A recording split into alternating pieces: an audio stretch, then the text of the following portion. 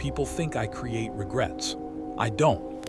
I simply preserve the moments they failed to recognize while living them. Ethan believed he was going to wish an old friend a happy birthday. Neither of us knew. He was walking into a memory that would never happen again. When I was 19, during my first year college holidays, I received a friend on Facebook from a girl who had actually been school. The funny part was, she didn't even recognize me. Back in school, I was never the kind of boy who walked up to girls and started conversations. I mostly stayed quiet, kept to myself, and finished my day without anyone noticing me. So when we started chatting online, she had no idea she was talking to someone who had spent years sitting in classroom. We decided to meet. Our first meeting was at Ishanya Mall. It was a little awkward but once we started talking, it felt comfortable. After that, meeting each other became normal. Sometimes we met in one mall, sometimes in another. We would walk around, eat burgers, talk for hours, laugh about school memories, and then return home. There was never a love story between us. We were simply two old classmates who had unexpectedly become good friends. A few months later, my holidays ended. Life became busy. Distance slowly replaced those evening conversations. Then a few misunderstandings happened. Neither of us tried hard enough to clear them. Eventually, we stopped talking completely. A few days passed. Then I suddenly remembered something. The next day was her birthday.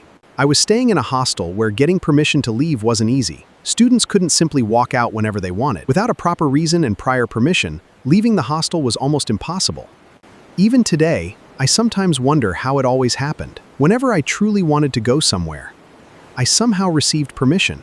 While many students around me were refused even genuine requests, mine somehow got approved. I never understood why. That evening, I boarded a bus and traveled back to my hometown. By the time I reached home, it was almost midnight. There was one problem. She had changed her mobile number. I had no way to contact her. Instead of sleeping, I went out into the night. One by one, I woke up my friends, knocked on doors, made phone calls, asked everyone the same question. Do you have her number? Nobody did. After several attempts, I finally found someone who had the number of one of her close friends. Early the next morning, I called her. I asked if she could give me her number. She politely refused.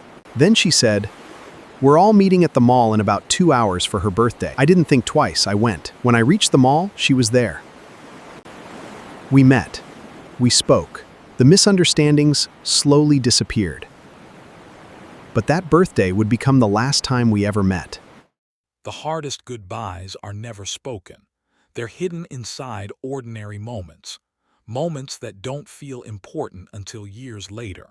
Ethan went there hoping to repair a friendship. He did, but neither of them knew. They had also finished writing it.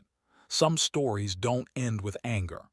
They end with silence, and a final meeting no one recognizes until it's already gone.